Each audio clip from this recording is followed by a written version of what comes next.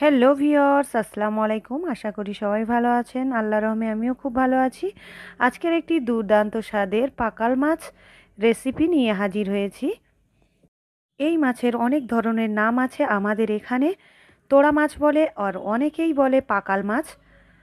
দুর্দান্ত স্বাদের পাকাল মাছের রেসিপি শেয়ার করছি আপনাদের সঙ্গে।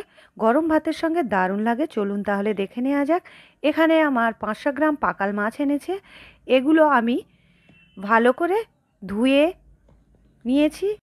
এই পাকাল মাছ ভীষণ টেস্টি একটি মাছ। অনেকে এই মাছ খেতে চান না, আর যারা খায় তাদের কাছে তো দারুণ লাগে। তো এইভাবে আপনারা বানিয়ে খেতে পারেন, দারুণ লাগবে। আশা করি আপনাদেরও। প্রথমে আমি লবণ দিয়ে দিলাম স্বাদ অনুযায়ী, আর হলুদ দিয়ে দিয়েছি। এখন ভালো করে হাত দিয়ে এগুলো আমি মাখিয়ে নেব। কড়ার মধ্যে তেল দিয়ে দিয়েছি। তেলটা বেশ গরম হয়ে গেছে। এর মধ্যে আমি মাছগুলো দিয়ে দেব।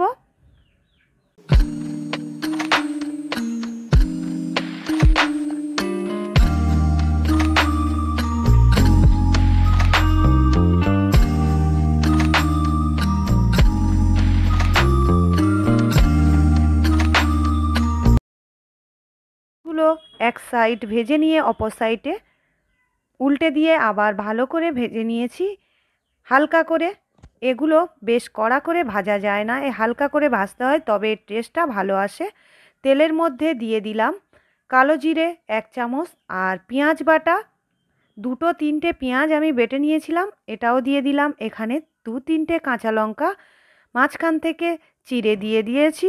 এখন এগুলো আমি ভালো করে ভেজে নেব।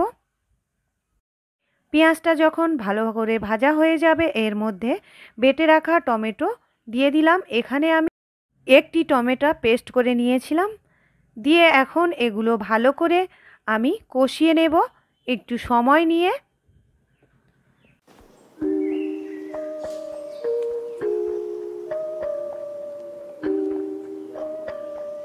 পেঁয়াজটা ভালো করে কষানো হয়ে গেছে। এখানে আমি জিরে বেটে রেখেছিলাম, এখন জিরে বাটা এর মধ্যে দিয়ে দিলাম, দিয়ে আবারও একটু ভালো করে কষিয়ে নেব।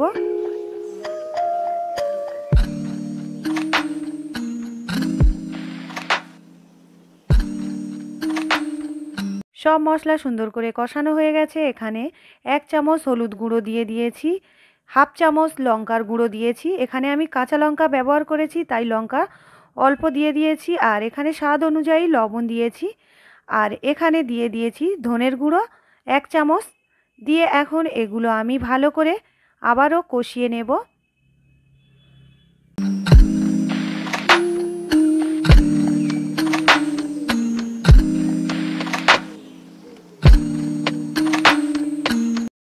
সুন্দর করে মশলা কষিয়ে নিয়েছি, মশলা থেকে তেল ছাড়তে শুরু করেছে। এখন এর মধ্যে আমি পরিমাণ মতো পানি দিয়ে দেব।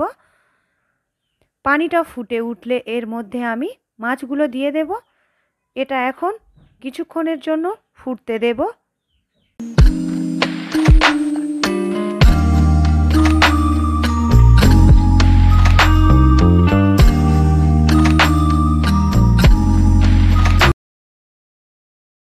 পানিটা বেশ ভালোভাবে ফুটে উঠেছে।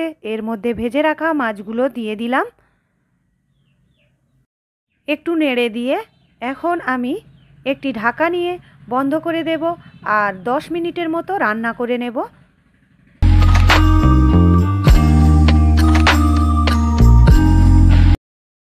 10 মিনিট পরে ফিরে এলাম। এখনও একটু ঝোল আছে, ঝোলটা আরেকটু মেরে দেব।